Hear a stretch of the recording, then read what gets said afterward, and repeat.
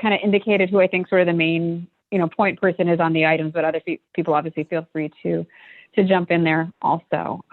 So I guess we should call the meeting to order. Would somebody please make a motion? I'll make a motion, whatever you say. Second, make a motion, start the meeting. Do we have a second? Oh, and did we lose Diana? Wait a minute, I don't see Diana. We might want to wait a second. She was here, but now I don't see her. Let's give her a second, I guess, then. We gained Steve and lost Diana.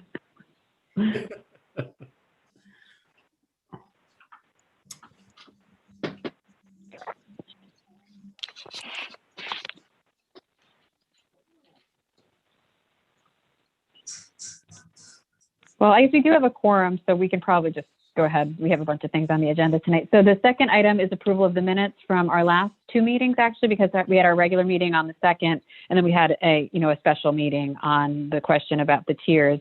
And Diana had sent the minutes around to us today. I took a look. They looked fine to me. I don't know if other folks had a chance to look at them.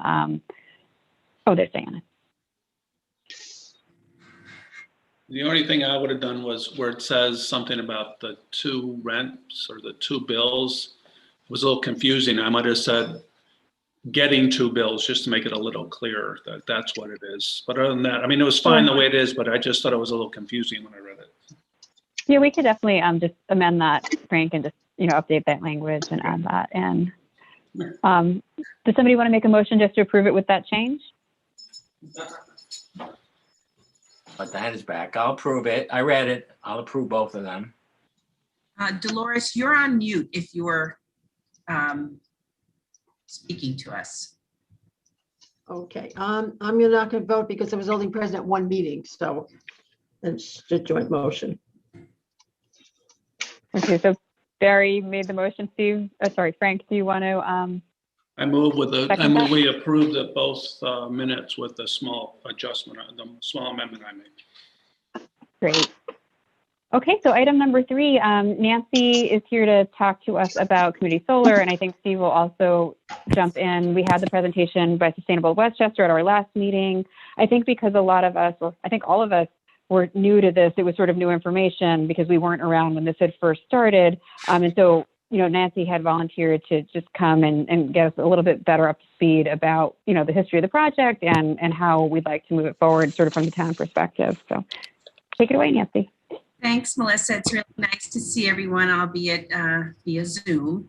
And I have to first apologize because I think that Steve and I didn't realize that, as Melissa just said, everyone on the committee is now new, except for Dolores, who is a recycling person. But that we have been working on this project for so long and had presented and spoken with the Housing Authority multiple times about it, certainly in the very beginning, and then sort of in the middle, that it didn't really hit us how new it was to all of you until after your presentation from Sustainable Westchester. So I'm sorry for that because we have been living with it for a long time. And that long time started about 5 years ago when community solar started to be something that people were talking about. And I happen to be the co-chair of Sustainable Westchester. I'm co-chair of the board. And Sustainable Westchester has been and is the nonprofit, countywide nonprofit that has been bringing sustainability initiatives to municipalities. Every municipality in the county is a member of Sustainable Westchester except for one. And 27 of them have been participating in community choice aggregation, which is the Westchester Power Program that brings aggregated power to all of us who are Con Ed customers, and it's an opt-out program. It's been revolutionary. It was the first of its kind in New York State, although it has existed in many other states.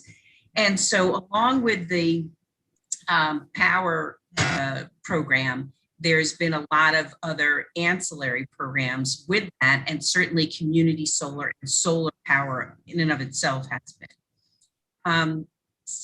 Sustainable Westchester ran the Solarize programs that have occurred throughout the county that was a while ago now. That was even more than 5 years ago. And the Larchmont Mamaroneck community participated in that. 71 homeowners signed up and actually implemented and installed solar panels on their residences through that program. So about 5 years ago, they started talking about community solar, which is not such an easy concept to understand. And I think it took everyone a while to recognize it. But one of the things that happened was that we had some energy experts on the Sustainability Collaborative, which is the town's environment committee. And they said, you know, the town could really be a great candidate for community solar because of the ice rink. You need to have a substantial roof or ground area that you can, on which you can mount solar panels.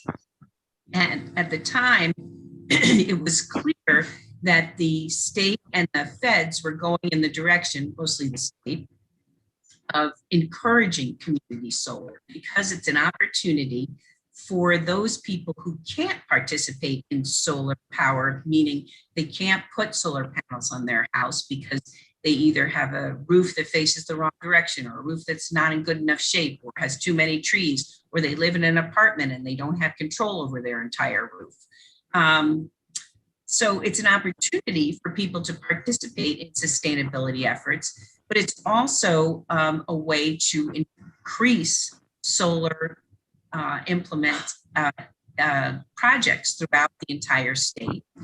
And so they started to really promote it and they started to encourage it.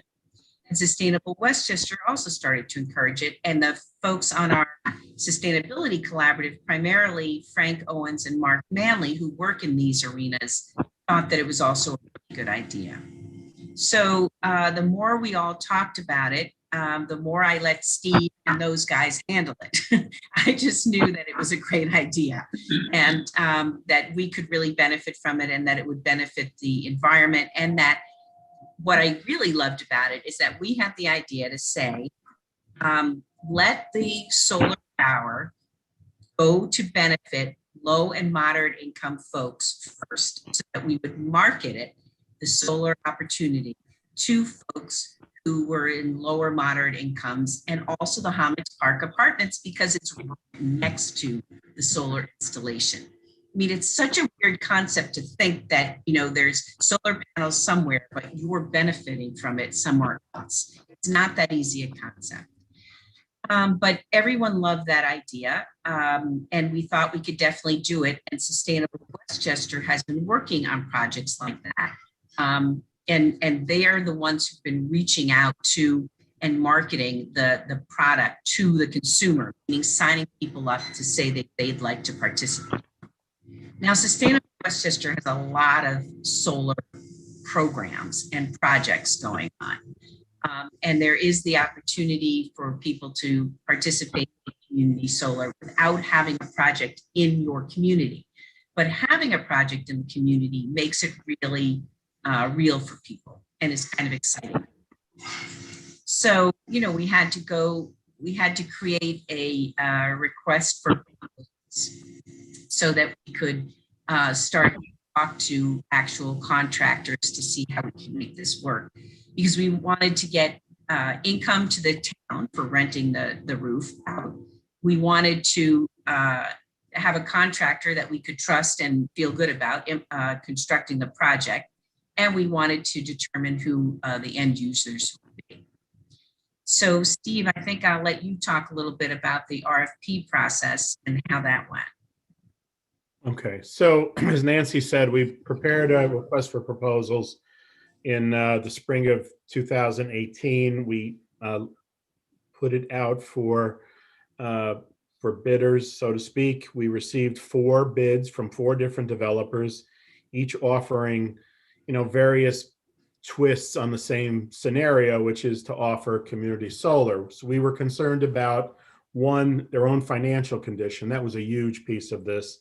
Their ability to construct, insure, and offer the power for an extended period of time. Interestingly enough, another important criteria was, what is their relationship with Con Edison? The relationship with Con Edison and the solar developer is very important, because it is Con Edison that really decides whether or not the solar developer will be able to put power back into the system, how much power they will put back into the system, and how it will relate with the overall power grid. We also were concerned about what was the rent that would be paid to the town, and what was the discount that was going to be offered to residents. So we went through that process. As I say, we had 4 proposals submitted. We decided upon a firm called Sunlight General. They have done a fair amount of work in the area, and they were successful in convincing us that they could be the provider here in Mamaroneck.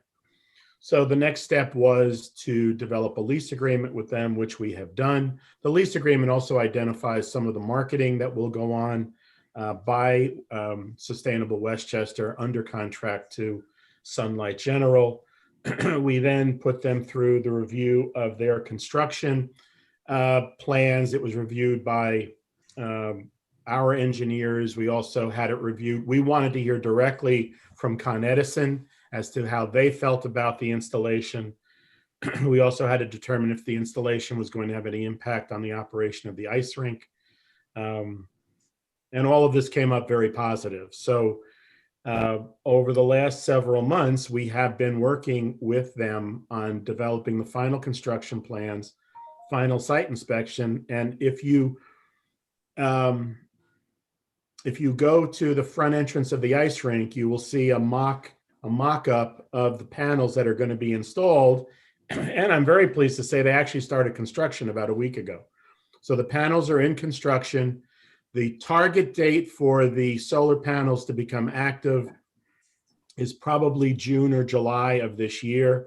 There's a fair amount of work that has to be done. Then there's a fair amount of testing that has to be done, both on their system and then how it interacts with the Con Edison grid. So it was a very, very thorough process. As Nancy said, we started this almost 5 years ago. And so what we are now at is the stage where we want to talk about the marketing. I know you met with Sustainable Westchester.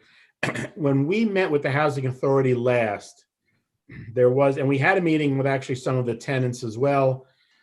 There was some concern that in the community solar world, a user of the system will get 2 bills. That'll get a bill from Con Edison, and then they'll get a bill from the solar developer. Well, the good news is that it's conceivable that by as early as June, the PSC will have changed the regulations so that a user will get 1 bill from Con Edison, and it'll reflect the solar discount. If it doesn't happen in June, it looks like it's on track for it to happen sometime this year. And that's a huge advantage for those that aren't completely computer savvy or just not understanding, why am I getting 2 bills for my electric service? So the marketing is really to Homicks Park Apartments. As Nancy said, we're talking to the Mamaroneck Housing Alliance. We actually have 191 Section 8 clients that pay their own electric bill. So we're going to market it to them as well. Can I just add, Steve, that yes, please. The town actually has over 600 Section 8 vouchers that we are responsible for and administer, but 109 of those Section 8 vouchers are within the town of Mamaroneck and are folks who pay their electric bill. And when we started this whole process of thinking about who we wanted to market to, of course, we were not in a COVID pandemic. So the idea was there would be all kinds of in-person gatherings to help people sign up, explain to them, literally walk them through it, help them write out whatever they needed to do it. That's not going to be able to happen in COVID. These group events are not going to happen. However, we still can have, one-on-one type of signups, which is, pretty much what we do with everything now. To come into the town center, you have to make an appointment, and you wear a mask, and you with whomever you have to meet with.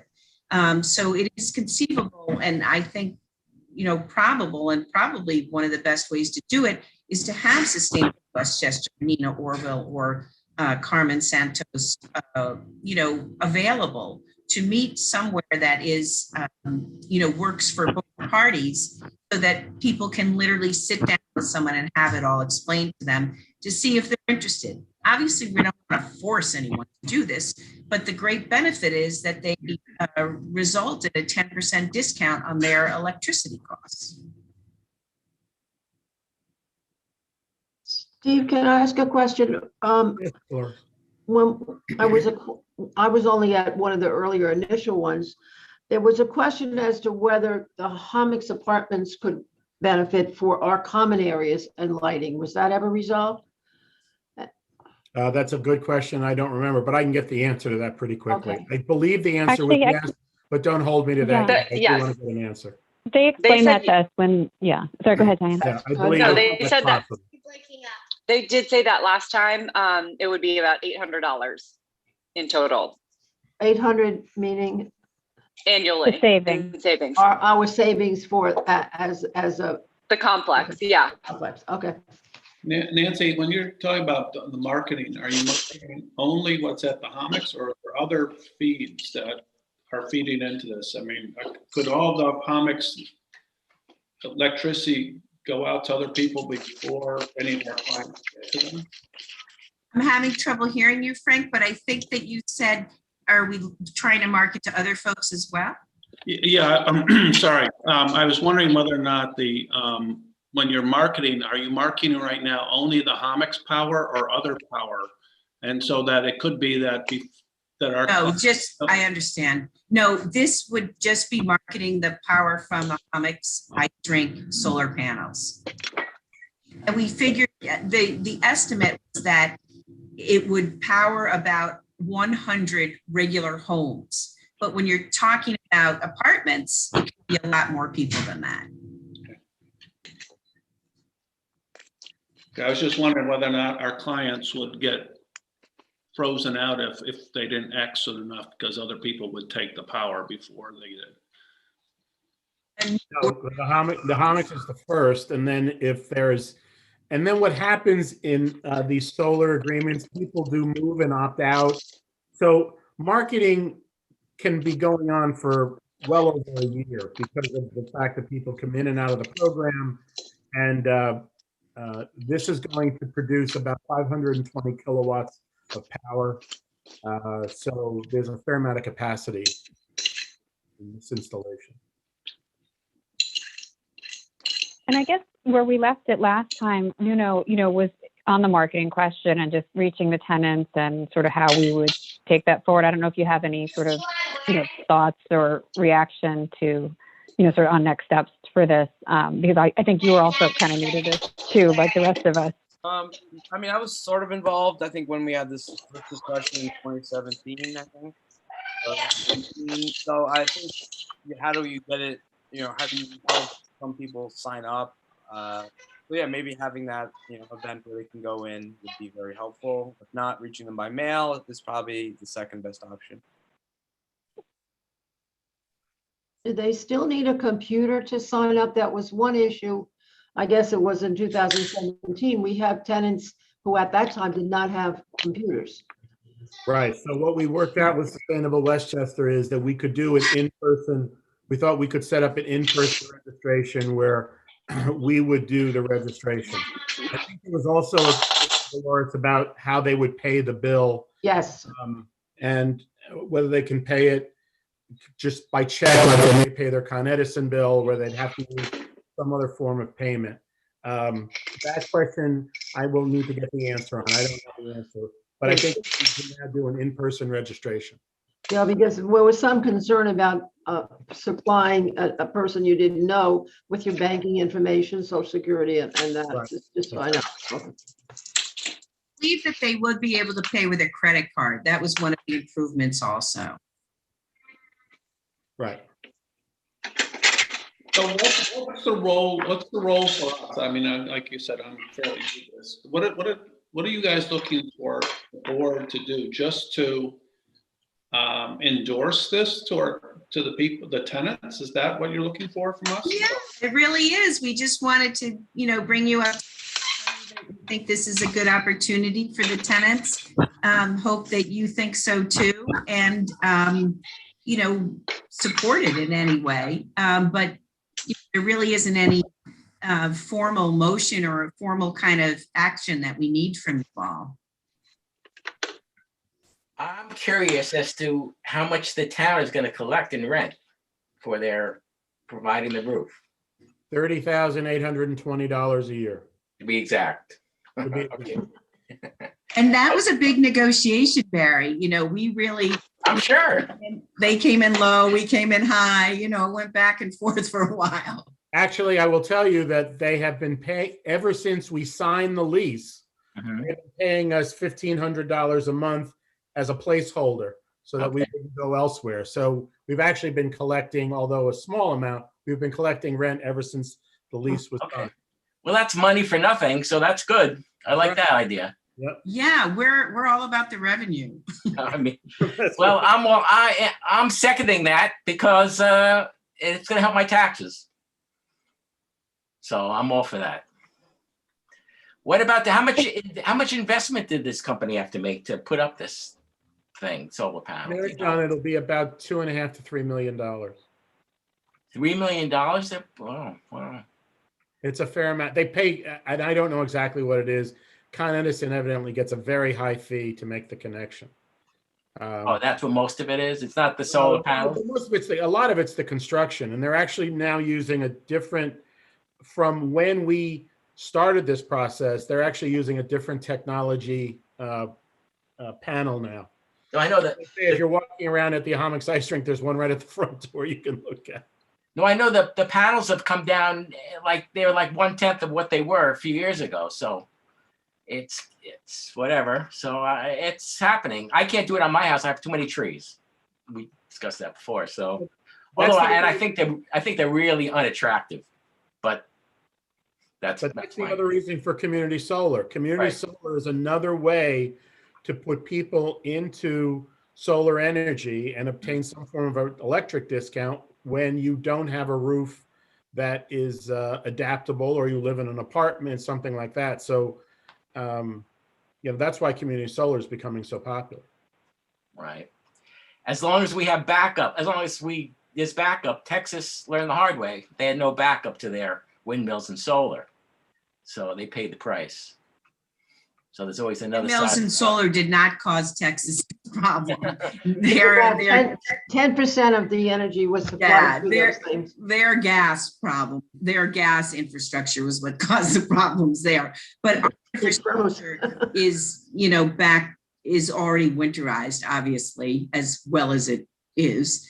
And this power doesn't go directly to someone's house, it goes into the grid. All right. I think Con Ed's a lot smarter than they were in Texas. So Yeah. I hope.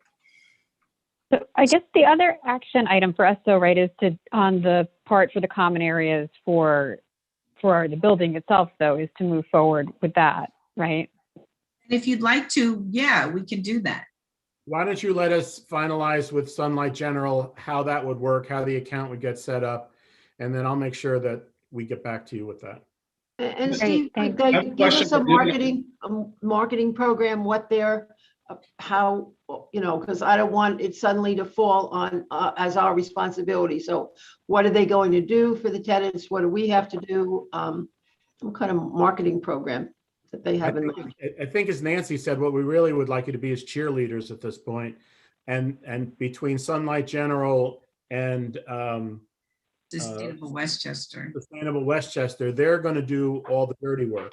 I mean, Okay. the town is going to do the same thing. The town is just going to help endorse the project and explain the project, but all the dirty work gets done by the developer and Sunlight and Sustainable Westchester. And it's the opposite of dirty work. It's clean energy work. All right, clean energy. I mean, that's my concern, is that we don't put any more burden on Nuno and his team. No. No. That's not the way this works. Right. This is all going to be separate. From the environmental standpoint, I got to tell you that, environmentally, this is home run community solar, because it is such a great thing to be creating renewable energy building where the public agency is benefiting from it. as well as residents benefiting from it, as well as the electric grid and the environment. So it's a pretty cool project. Yeah, no, it sounds great, and appreciate you guys taking the time to join us to bring us up to speed, because I think we were all, interested, but there were just a lot of questions. I think, for me anyway, this paper, I thought you, filled in all the gaps, and it makes a lot of sense to hear it laid out. And I'm sorry we didn't come with them last time. It honestly, it was not putting it all together of the timing of everyone. So I apologize for that, but thanks for, listening to them and listening to us. No, thank you, Nancy. Appreciate it. Are there any other questions on that? Because we have, quite a few other agenda items, and I don't want to keep Steve with us too late. And I know it'll take a little time with Nuno's report. Does anyone else have any questions for Nancy? No, I Hey, don't. thanks, guys. Thanks for all the work you do, and I get to go. Bye, Nancy. Thank you. Good night. See ya. Mazel tov, Steve, on your retirement. Yeah. Yeah. No more late night meetings. On to chapter 2. Right. I'm gonna figure So out a what couple items for you. now that I'm an Oh, sorry. adult, I'll figure out what I want to do with the rest of my life. I think Debbie has a list, Steve. Yeah, I think she does. So I know the next subject is emails, and so it's much simpler than when we discussed it the first time.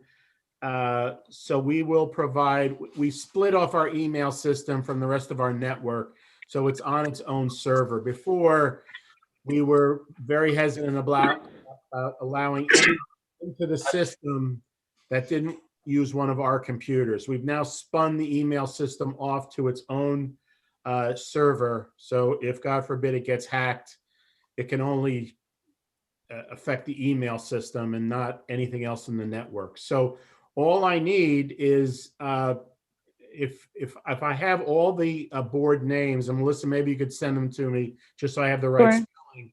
We'll return to you email addresses. Now it will say, like for instance, it'll say dbattaglia at Town of Mamaroneck, but that's okay. It's still specific to the housing authority, and as the town attorney has said, it's preferable. And I know Dolores feels the same way. It's going to be very preferable that you use that email when you're conducting yourselves as the housing authority.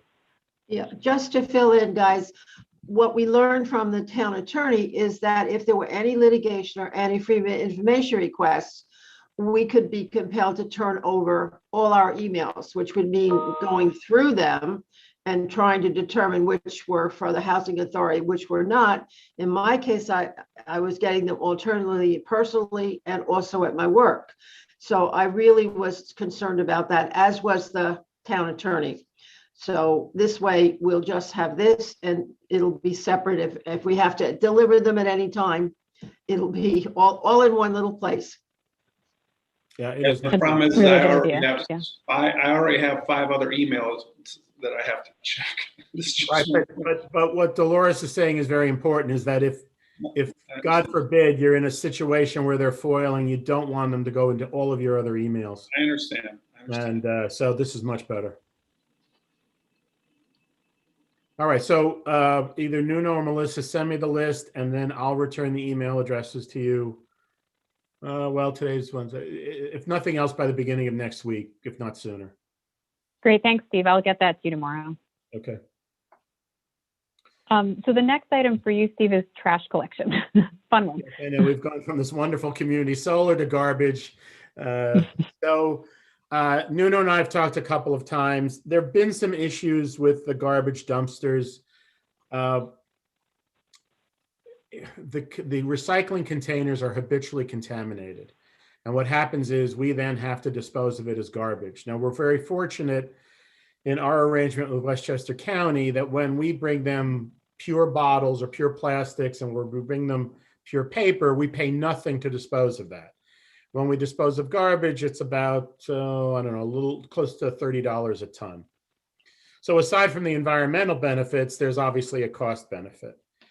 And then every once in a while in the garbage bins, and garbage dumpsters are incredibly hard to control, no matter who's managing what. And I'm sure Nuno knows this from some of his other buildings that he manages. we know it from picking up garbage in the commercial district of Larchmont, that sometimes there's just too much garbage and you say, there's no way this place produced all this garbage, or there are things in there that just aren't supposed to be there. So, and that could be for any number of reasons. So we have started to endorse the use or encourage the use of cans for recycling, cans for garbage. And the idea here was to have each unit with its own one garbage can, a can for plastics, and a bin for newspaper or cardboard, something like that. So I sent to Melissa and Nuno a cost estimate to provide those 3 containers. There'd be a 48-gallon garbage container, a 32-gallon commingled container, and it's either an 18 or 22-gallon paper container. Each unit, you know, if you're willing to buy the cans, you distribute it one to each unit. Each set would go to a unit, and then they just put it out on their collection day, and we pick it up. And frankly, even the sanitation crews thought this was going to be easier. Now you can get rid of the dumpsters. That's more space for you. The dumpsters have to be clean. They're disgusting, but they're unfortunately the only way to collect garbage at certain places. But we think here, with everybody having their own garage unit, why not just give everybody their own receptacles? And what we thought we would do is, if you want to consider this, then we would distribute,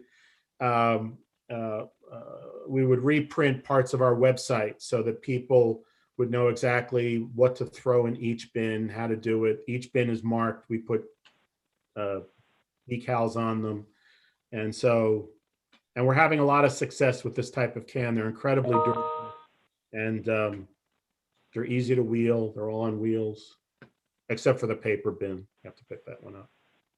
So it's an alternative to think about. And, you know, it's, we think it's going to be cleaner and it's going to be easier. And I think we're going to have far less contamination, if at all, if any at all. So I have a question. Since, you know, while they are a durable can, eventually they will need to be replaced. And if someone's manages to either, if it's being kept in their garage, now mind you, these garages are kind of small, and some people have larger vehicles, so it might be kind of a, you know, somewhat of a constraint. If they run into their garbage can somehow and they have to get a replacement, how do they go about getting a replacement? Well, that's something else we'd have to work out with the housing authority, is if you wanted, you know, to keep spare cans around. I mean, we generally have a supply. If somebody breaks one, it's not, I think what we would do in your case, Nuno, is if you call us and say, all right, I need a can for unit number 2, we'll bring it over, because the guys are coming over there 3 times a week anyway. So we would deliver it. Okay. That's how much we want you to use the cans. Yeah. Are we obligated to provide those? Would we be obligated to continue providing those cans to people? That's really a policy decision you have to make. You could make the policy decision that the housing authority is no longer going to operate the dumpsters, that Good idea. they won't be there. So if you don't want to provide the replacements going forward, say that, and then they can use any can. This can is just very durable. And if we ever go to, there has been some review of, I don't know if you've seen them, we call them one-arm bandit trucks, the automated garbage trucks. This is the only can that we would use with an automated truck, because this clamp comes around the truck. And we experimented with this truck about 2 months ago when we exploded about 3 garbage cans in the village of Larchmont, which we replaced. But so these cans will take the compression of an automated truck. But in the meantime, anybody could use whatever can they want. I think giving them their first round of cans would encourage the process. Yeah. Well, that's what I was saying. We could give the first round. Right. And then after that, it's up to people to replace them. So we're not on the hook forever for just keep getting new cans. I understand that. That's fine. Yeah, especially if they're careless with them. So this would resolve, I'm recalling again, but we had some issues with our staff and the sanitation people. So this would eliminate that, right? Yeah. Right. Yeah, Because now we okay, just deal with each individual unit. okay. Stephen, why don't you have wheels for the paper recycling? Because you know what? Well, Of all the garbage, my paper cans are the heaviest. And I drag those out, and those go away twice as much as the garbage. the only reason, in an ideal world, like for instance, I live in White Plains and I have 3 of these coder cans. I have one for paper, one for garbage, Right. and one for commingled. We could do that too, except the question was whether there was enough room in the garage for 3 of these cans. If a resident would prefer to use the can for paper and they don't have that many bottles and they want to use the bin, that's fine too. Remember that the sanitation man is just looking at what's in the bin and that's what they're picking up. So, Barry, somebody could interchange the use. That's not a big deal. But it's not like you can have color coded, like red is for paper, blue is for commingled, and C is for garbage, which might be easier for everybody in the long run. Because that you come up with the one-armed bandit and they go for the red ones, unless somebody gets mixed up with their colors. Most of the communities that are, I think if and when we go to the one-armed bandit, Right. Generally the communities that are doing that are then coming back and providing the can. Yeah, I know they do. White Plains provides them.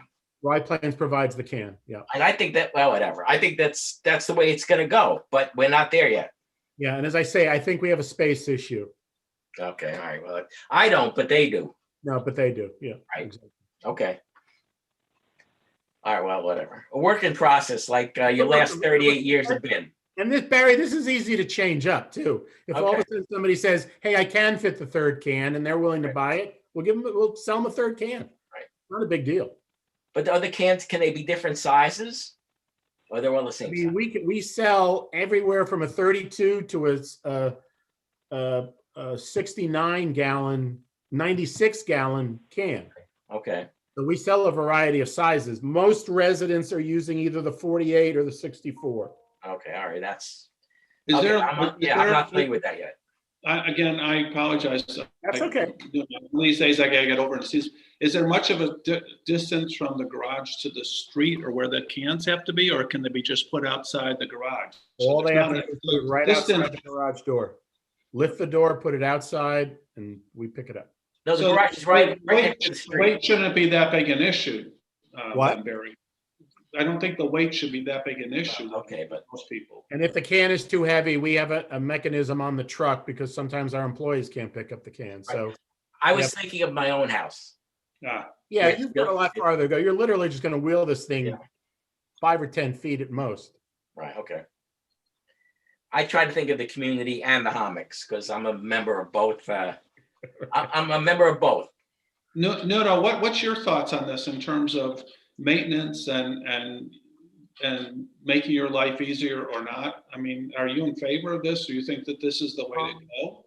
Well, first we have to see, I have to go into a garage unit, picture a larger SUV plus the garbage cans to make sure this actually works.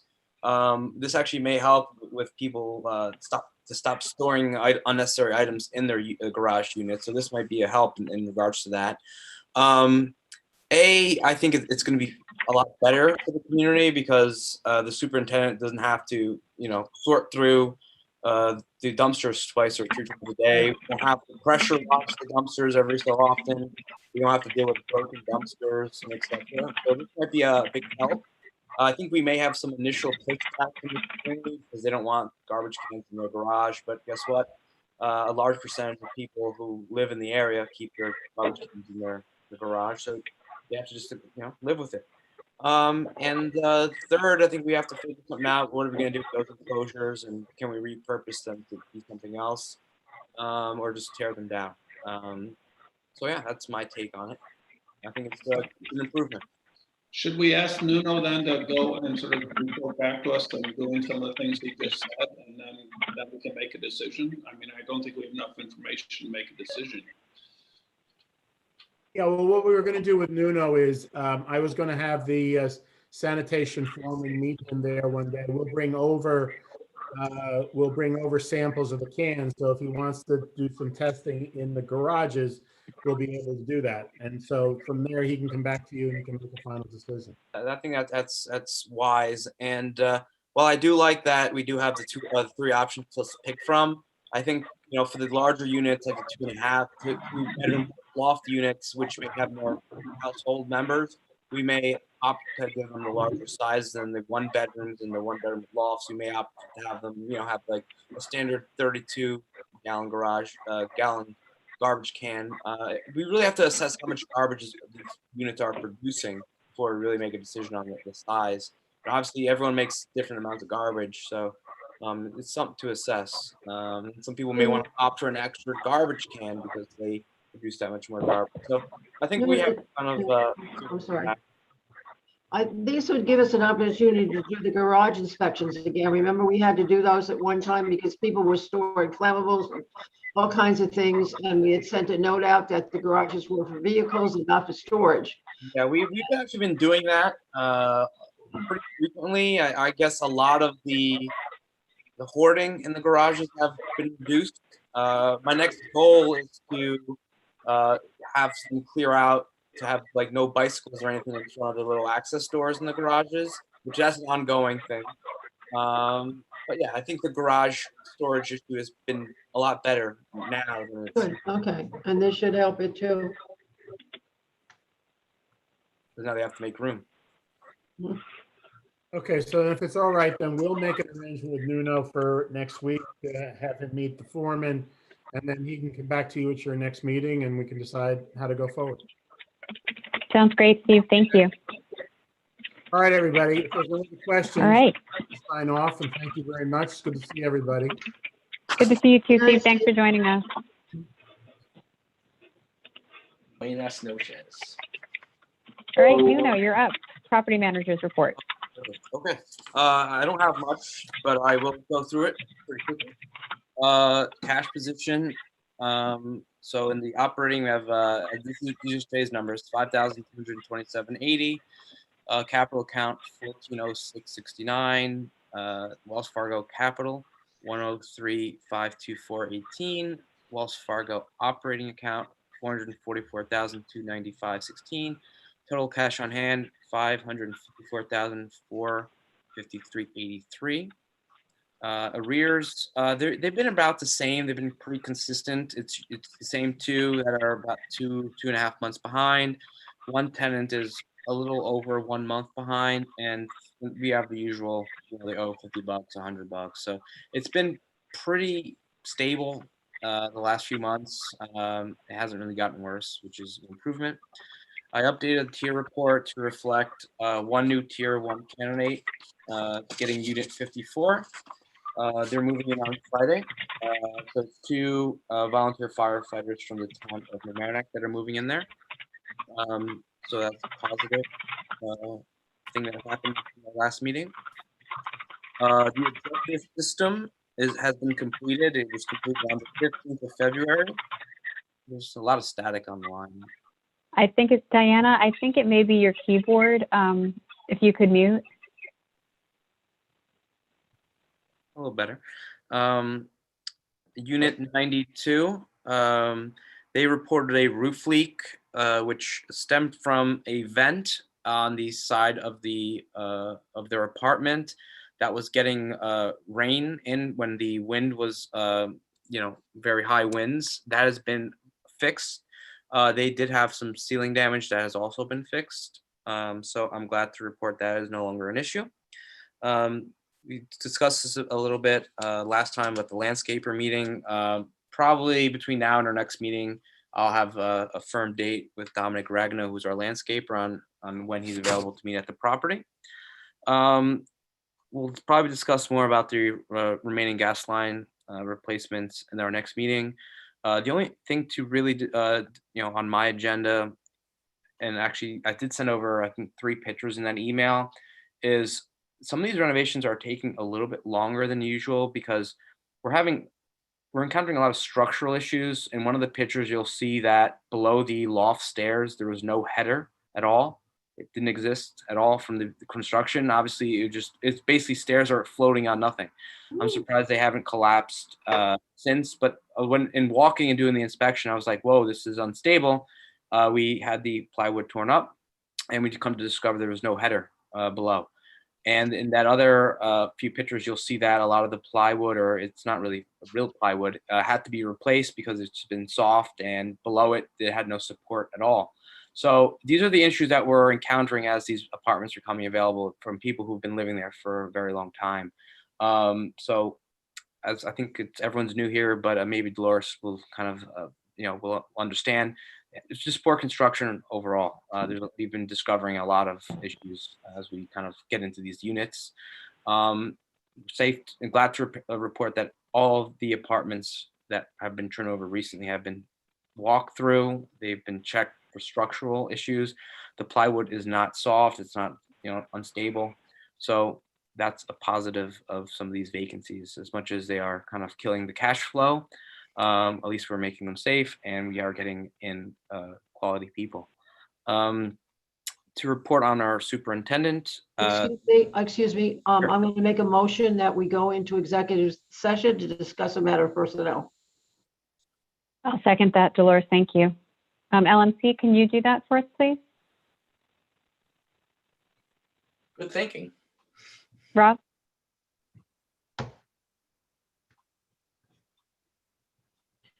Let me put a note in the chat for Rob, one sec. Is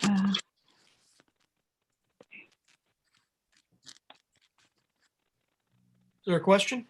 Oh, yes, Rob, we wanted to go into executive session. Can you take us offline, please? Sure, 1 second. We need a second to the motion. I'll second.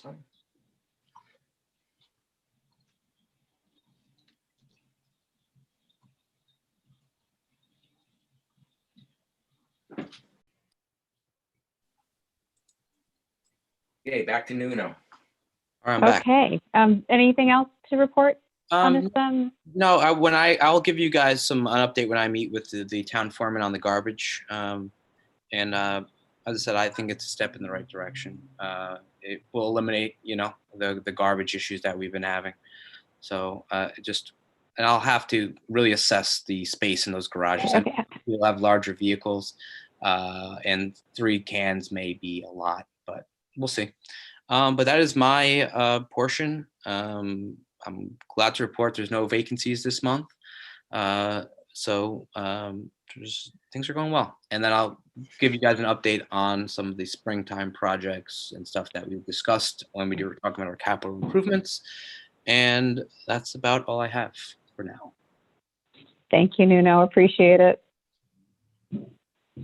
You're always welcome to stay, but you're also more than welcome to sign off. I'm sure you've had a long day. 8:45. Well, is there anything you need from me in the next portion or not? I don't think so. No, we're going to set our next meeting date, but I can send you an email on that. And I just wanted to give a brief update on the comprehensive plan. Okay, perfect. All right, thank you, guys. And I will report. Okay, thanks, Nuno. All of our but good night. Thanks. Bye-bye. Good night. So super quick, it's not really much of an update, but I just wanted to let everybody know that the town is finally going to be embarking on the comprehensive plan project, which, we've been talking about for, I think almost close to 2 years at this point, and was ready to go about this time last year, and then obviously hit the pause button with COVID. And, prior to that, and when the board is mainly still, the old board, we had talked about, housing affordability being an important issue to our board and to the town. And so wanting to be sure that there was sort of connectivity between the board kind of philosophically and the comprehensive planning project as it goes forward. So I just wanted to flag that, it's kicking off. I'm actually going to be chairing that steering committee for the comprehensive plan, which I'm really excited about. And so in that context, I also wanted to share that I am going to be stepping down from this board, because when I said, okay, and would take the chairmanship, I was under the impression the comprehensive plan project was really stopped and wasn't going to be picking back up. And I had,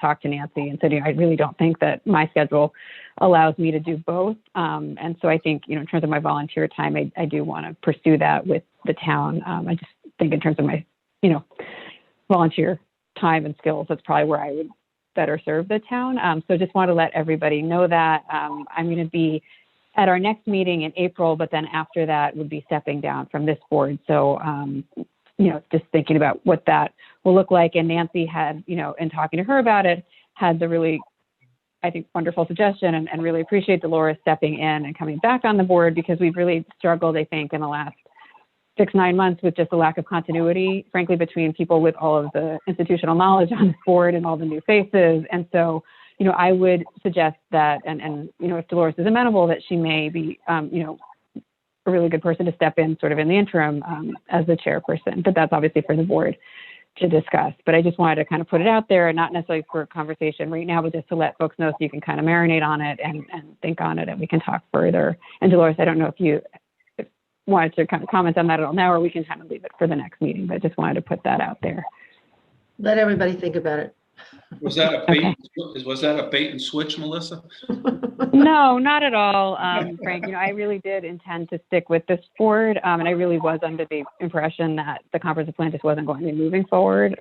And then, it picked up steam again, which surprised me. I was just kidding. Okay. Melissa, I have a question. Yes, Diana? In terms of the comprehensive plan, and specifically in prioritizing affordable housing, what do you think, given the fact that the proposal that was made under Rick and Sal and Steve was kind of summarily shot down, like what's realistic to expect out of this process, for folks who are fans of affordable housing? When you say the proposal, do you mean the specific development project, Diana? Yeah. Yeah, well, I think it's important for the comprehensive plan to understand that it's not going to be site specific about development, or specific improvement projects. It'll be about recommendations for those things. So it's really about figuring out what the community's vision is for the future and like what the community values, and as a way to set some public policy so that decision making can reflect not just sort of this knee-jerk reaction to whatever comes down the pike, but is much more I want to say thoughtful, but more thoughtful. So when development applications come or ideas come, the town has stated, it is our policy to advance housing affordability in the town of Mamaroneck, for example. And I can't, obviously that's something I'm going to be very interested in as a member of the committee and as a chair of the committee. And we'll really need to see sort of what comes out of the process. And there's a consultant team, very reputable planning consultants, AKRF, that's been hired. And they have a really great community engagement consultant working with AKRF, who, I think is fantastic. And I hope, everybody in this group, becomes really engaged. And I think, as individual board members and as a board itself can have some influence on, on the process, participating in that. So I imagine, Diana, my hope would be that we wouldn't be sort of reacting and saying like, oh, we need to change the FAR in our zoning code because, neighbors are complaining that they don't like tear downs. It would be more like, okay, well, what is what is our community looking to do in terms of housing diversity and setting some, like I said, policy on that, so that I think it will give the town board more support for, just in public hearings when a specific application or, proposal comes before them, that it's not just sort of how many angry neighbors came out tonight. It's kind of backed by this bigger process. That's sort of my hope for the outcome. Does that make sense? Mm-hmm. Okay, yeah. Diana, I was part of that group when we made the proposal to the town. And I think one of the problems was that the town board wasn't kept abreast of what we were doing. And we came one night and they were just not prepared for how far we had gone. And they had the master plan in the back of their mind. So in fairness to them, they said hold for the master plan. But I think it doesn't preclude us from continuing to think and keeping them informed. And one of the things you and I talked about was one thing we can do in the interim is we can start an education program. Melissa and I had talked about that a couple of years ago, because there's a lot of education that has to be done about the needs of the community and the negative impact on a community when there's no affordability and no housing available in terms of employees and people having to leave and not coming back. I will tell you one little funny story. This is how my education years ago, we got the county to give us a piece of land that we were able to give to Habitat for Humanity. And one of the houses in town is the very first Habitat for Humanity house. We held a board meeting, and we, with the residents, explained that it was going to be built and compatible, and it would be offered to local residents. And a woman stood up and she said, almost verbatim, "Listen here, ladies. If my daughter doesn't marry a guy who can afford to buy her a house in Larchmont, that's her problem and not yours to solve." So, and I don't, Whoa. and I don't know how far the community's come from that, but I you hope far. really, you know, we could think about some education programs, which would sort of be a companion to what Melissa's doing, because she can't educate the entire community about one thing. She's got to look at, it's a comprehensive plan. Well, and that's a great point, Dolores. And Diane, I can't remember when you had come onto the board, but I think you were part of these conversations. But, and also for Barry and Frank, we had talked about, you know, doing that, you know, having this board take a more proactive role just in education and talking about housing affordability and the need. And we have now the, you know, the Westchester County Housing Needs Assessment, just sharing the data and having a conversation. I just would like to share actually something I'm doing, which might be interesting to this board or just our town in general, that I'm doing in Fairfield County, is we have these talked housing series that are happening in some of the wealthier communities. We're doing it in Darien and New Canaan and Fairfield, and hopefully in other places where it's, you know, for example, Darien Talks Housing. And if you guys are interested in what it's about, we're actually having an event on Thursday, and you'd be welcome to join, where it's just a series of community conversations. And so there's two people who've sort of taken the lead in Darien, and there's other folks in other towns who've sort of taken on this idea. And they're just arranging webinars every month and inviting guests to just talk about housing, you know, and talk to share facts and kind of dispel some rumors and myths and just take Q&A from residents. And it's, you know, it started off as sort of this little idea, but it's really taken off, and it's, I think, becoming a thing, you know. And I can say too, from the first Darien Talks Housing to the fourth one, which we did last month, the conversations have gotten much more, I'd say, respectful, because some of it at the beginning was a little bit bumpy, and you know, the chat was a little snarky, and people are starting to, I think, I see a little bit of a narrative shift and a little bit of a tone shift there. And you know, there's kind of this understanding that I wasn't seeing before, that there is actually a housing affordability crisis. So, you know, what are we going to do to solve it is where things are heading. So I think, you know, that might be something that our town might want to consider. Something like that could be useful. Is that related to the article that was in the real estate section? Oh, okay. It is. Yeah, there was a New York Times article this weekend. There's a lot of buzz in Hartford, in the state capital, about a platform on desegregation and land use reform statewide. So it's getting a lot of attention. And it's motivating people to have these conversations. But I think, you know, because we have the Housing Authority and because we have the comprehensive plan, I think that's you know, as good a reason of any. And also, I mean, and Diana, you know, might want to share what's going on with the Mamaroneck Affordable Housing Coalition, because that group has really started to come together and take off. So that also may be a place, Diana, for something like this. You know, I don't know sort of what the partnerships might look like, but do you want to maybe update the board really quickly on that initiative? Sure, yeah. So yeah, as Melissa mentioned, you know, whatever it was a year ago, me, Melissa, and Rick were sort of trying to look into building a coalition. And then conveniently enough, other people were too, and had kind of more momentum and more institutional support. So the Mamaroneck Coalition for Affordable Housing was launched by the Community Resource Center and the Washingtonville Housing Alliance in the summer of last year. So it's not a nonprofit, it's just a grassroots coalition of faith-based organizations, so churches and synagogues, and nonprofit organizations that are interested in two things. One, preservation of housing for our low-income residents. So that includes supporting the right to counsel, because as the eviction moratorium lapses on May 1st, that will be very challenging for many residents who have already, received arrears notification. And the second part of it is potentially looking at site development within our larger Mamaroneck Larchmont community. And Washingtonville actually has the money to build, and the issue right now seems to be restrictive zoning. So if anyone's interested in getting more involved, that's already a coalition with about 40 members that meet once a month, and just under 200 folks who have signed up aligned on the website. So I can drop the website in the chat if you guys, if anyone's interested. But I think in terms of like we're creating subcommittees, and it probably would make sense if, I think education is a great idea, Dolores, but it might be duplicative to do that in addition to this group, and maybe just potentially do it as a part of this group. And I know that they've already done one on affordable housing, and, planning to do more. And, the mayor of the village of Mamaroneck has come out very publicly in support of the coalition. So that's also encouraging. Yeah, if we can work with another group to do it or help another group to do it, we don't have to do it by ourselves. And having houses of worship involved, that was Habitat's original plan. They got a sponsor of a house of worship and the house of worship took turns sponsoring the meetings. So it kept it at a certain level of civility. The lady I mentioned did not go to a house of worship to our comment. She came to the town board with them, but that can be helpful.